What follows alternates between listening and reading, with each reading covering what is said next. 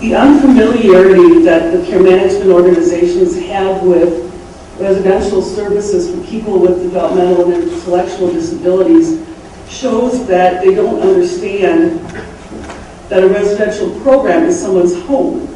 It's not a place where you go for short-term rehabilitation or end-of-life care.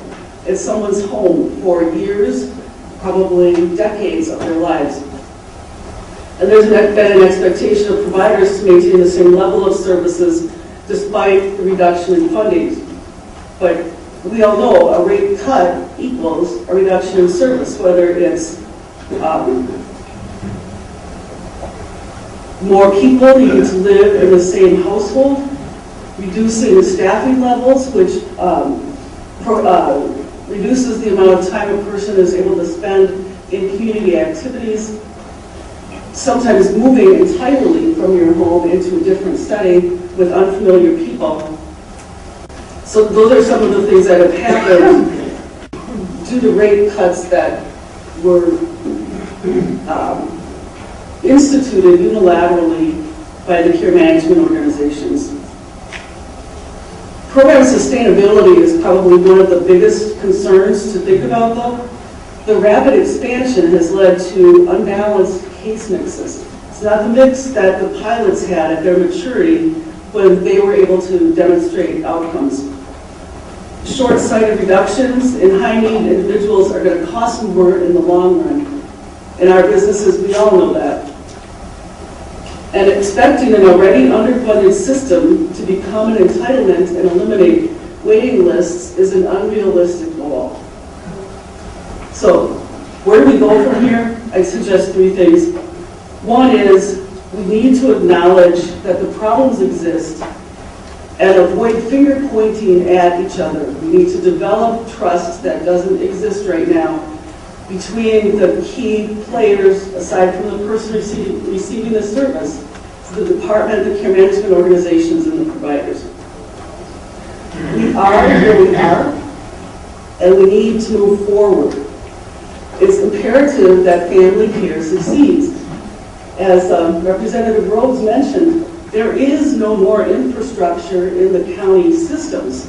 If family care doesn't work, the system is going to collapse. So it's imperative that we make family care successful. I think one of the primary ways we can do that is through education and communication, understanding that we all have the same goals, and ensuring a venue for parties to air differences and grievances when there is a difference of opinion or a potential unfair practice. We need to collaborate on developing and establishing best practices.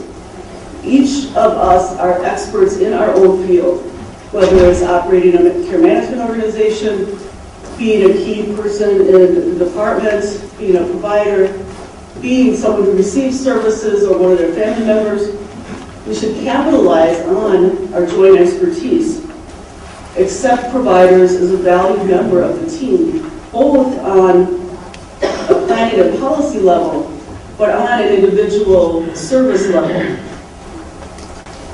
And have participation from stakeholders at all levels of decision making, from policy all the way to individual persons' service plans. We need to look at eliminating redundant processes and regulations that don't add value or quality. And we need to be willing to pilot innovative program models. There are opportunities to use technology in a different way, self-managed teams, looking at waiving regulations that don't add quality or value to someone's services, and allow providers to suggest substitutions to help meet the intent of what the regulation was designed for. We need to plan for the future sustainability of the family care program. We need to recognize there is inadequate funding in the family care program, and we are not going to be able to meet the fiscal outcomes that have been set as objectives. We need to slow down the expansion plans and stabilize the current system. If something isn't working and you're doing more of what isn't working, why would it work when you do it more? I think that the program has expanded too quickly and It is not anyone's fault that this is where it is, but let's accept it and slow down. We need to develop a plan to fund adequate capitation rates in stages. We need to identify what would it cost to really fund the family care system, to eliminate waiting lists, to pay a livable wage for the direct support workforce, and to be fair while managing the goals of family care. What is that going to cost? And then look at our fiscal ability to fund it. We can develop a plan of stages of addressing the issues of the adequate or inadequate funding. And I know that it's a tight fiscal climate, but as we've heard, some of the candidates have innovative ideas for bringing in other revenues. The economy is going to turn around sometime, and our businesses are going to have horrific turnover when that happens. You know, we're the only people that probably like a bad economy because then we're fully staffed. And we have to ensure that capitation rate increases pass to providers so that the workforce can be enhanced to meet the needs now and into the future for our long-term care system.